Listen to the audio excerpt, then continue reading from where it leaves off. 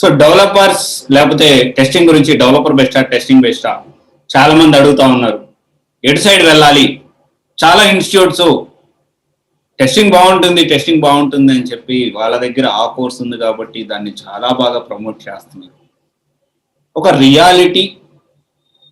Realistic గా నేను ఇప్పుడు కొన్ని విషయాలు మీతో ఈ టెస్టింగ్ తీసుకోవచ్చా తీసుకోకూడదా, డెవలపర్ తీసుకోవచ్చా, ఏది బెస్ట్ ఈ రెండిట్లో అనేది ఒక క్రిస్టల్ క్లియర్ క్లారిటీ మీకు ఈ వీడియోలో మీకు అందిస్తాను.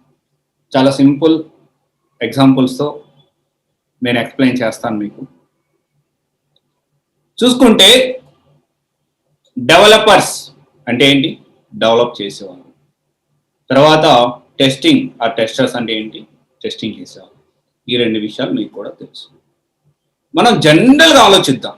ఇన్ జనరల్ ఇదే క్వశ్చన్ చాలా మంది అడిగారు, అందుకే నేను వీడియో చేస్తున్నాను, చాలా మందికి ఉపయోగపడుతుంది. మనం బేసిక్గా ఆలోచిద్దాం. ఒక ప్రోడక్ట్ని తయారు చేసే వాళ్ళు ఎక్కువ ఉంటారా? ఆ ప్రోడక్ట్ తయారైన ప్రోడక్ట్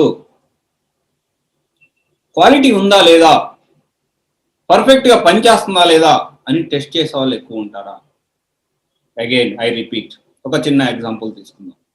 ఇప్పుడు ప్రొడక్షన్ డిపార్ట్మెంటే ఉందండి. ఆటోమొబైల్ ఇండస్ట్రీలో ప్రొడక్షన్ డిపార్ట్మెంట్ ఉంది.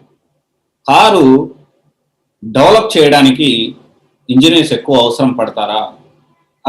ఆ కార్ అనేది ఎంతవరకు క్వాలిటీ ఉంది, ఎట్లాంటి పర్ఫార్మెన్స్ ఉంది, సేఫ్టీ రేటింగ్ ఎంత ఉంది అని చెక్ చేయడానికి ఆ టెస్టింగ్ చేసే క్వాలిటీ ఇంజనీర్స్ ఎక్కువ ఉంటారా? 100% ఒక ప్రోడక్ట్ని డెవలప్ చేసే వాళ్ళు ఎక్కువ ఉంటారు. అట్లాగే ఇప్పుడు చూసుకుంటే వెబ్సైట్ని డెవలప్ చేసే వాళ్ళు ఎక్కువ ఉంటారా, దాన్ని టెస్ట్ చేసే వాళ్ళు ఎక్కువ ఉంటారా అంటే ఆబ్వియస్గా వెబ్సైట్ డెవలప్ చేసే వాళ్ళే, డెవలపర్స్ ఎక్కువ ఉంటారు, ఎక్కువ ఆపర్చునిటీస్ ఉంటాయి.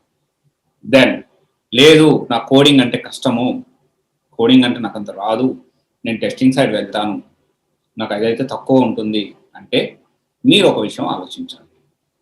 టెస్టింగ్ నేర్చుకున్నారు, బాగానే ఉంది, మాన్యువల్ టెస్టింగ్.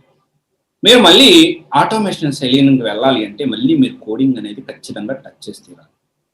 నేనేం చెప్తానంటే, ఎందుకంటే టెస్టింగ్ అనేది next 2 years 3 years 4 years 5 years తర్వాత అయినా కానీ మీకు చాలా అంతగా ఎక్కువ ఆపర్చునిటీస్ ఉండవండి, అర్థం చేసుకోండి.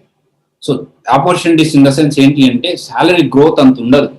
ఒక 4 సంవత్సరాల తర్వాత మీ 30,000 25,000తో మీరు లైఫ్ అనేది కంటిన్యూ చేయాలంటే మీకు ఇప్పటి వరకు 10,000 15,000 వస్తుంది, నాకేమి హ్యాపీగా ఉన్నాను, లేకపోతే 20,000 వస్తుంది, 25,000 వస్తుంది, 30,000 వస్తుంది, హ్యాపీగా ఉన్నాను అనుకోవద్దండి. మన ఎప్పుడైనా ఏదైనా కోర్స్ సెలెక్ట్ చేసుకునేటప్పుడు దీని కెరీర్ గ్రోత్ ఎంత ఉంటుంది, నెక్స్ట్ మీకు మ్యారేజ్, ఖచ్చితంగా మ్యారేజ్ అవుతుంది, మ్యారేజ్ అయిన తర్వాత ఖర్చులు పెరుగుతాయి. రియలిస్టిక్గా మాట్లాడుకుందాం అండి, ఓపెన్గా రియలిస్టిక్గా మాట్లాడుకుందాం. ఆ తర్వాత ఒకవేళ మీకు కిడ్స్ వచ్చారంటే దానికి వాళ్ళ ఖర్చులు ఎక్కువ అవుతాయి. ఇలా చూసుకుంటే కెరీర్ గ్రోత్ అనేది మీకు పెరుగుతూ ఉండాలి. శాలరీ అనేది బ్యాచిలర్లో వచ్చినప్పుడు నీకు 25,000 వచ్చినా 10,000 వచ్చినా కానీ ఫరక్ పడదు, కానీ కెరీర్ గ్రోత్ అనేది లాంగ్ టైంలో ఆలోచించకపోతే మాత్రం చాలా ప్రాబ్లం ఫేస్ చేస్తారు. అప్పుడు ఏం చేస్తారు? తప్పని పరిస్థితుల్లో ఖచ్చితంగా సెలీనియం సైడ్ వెళ్ళాల్సి ఉంటుంది, ఆటోమేషన్ టెస్టింగ్ సైడ్ వెళ్ళాల్సి ఉంటుంది. అదంటే మళ్ళీ కోడింగ్ ఉంటుంది. మరి కొంచెం కోడింగ్ నేర్చుకుంటున్నారు కదా, ఆ ఎఫర్ట్ ఏదో ఇంకొంచెం ఎఫర్ట్స్ పెట్టి లేదా డెవలపర్గా కానీ లేదంటే ఈ క్లౌడ్ కంప్యూటింగ్ సైడ్ కానీ వెళ్తే బాగుంటుంది అనేది నా ఒపీనియన్. 100% డెవలపర్స్కి ఎక్కువ ఆపర్చునిటీస్ ఉంటాయా, ఎక్కువ శాలరీ ఉంటుందా? టెస్టింగ్ చేసే వాళ్ళకి ఎక్కువ శాలరీస్, ఎక్కువ ఆపర్చునిటీస్ ఉంటాయంటే 100% ఇప్పుడున్న సినారియోలో మీకే అర్థమవుతుంది ఎవరికి ఎక్కువ ఆపర్చునిటీస్ ఉంటాయని చెప్పి. రైట్, ఆలోచించండి. నేనేం చెప్తున్నానంటే ఒక కోర్స్ తీసుకున్నాక నెక్స్ట్ 5 yearsలో దాని కెరీర్ గ్రోత్ ఎంత ఉందో, ఎలా ఉండబోతుందో ఒక బేసిక్ అనాలిసిస్ చేయకుండా మాత్రం మీరు స్టెప్ తీసుకోవద్దండి.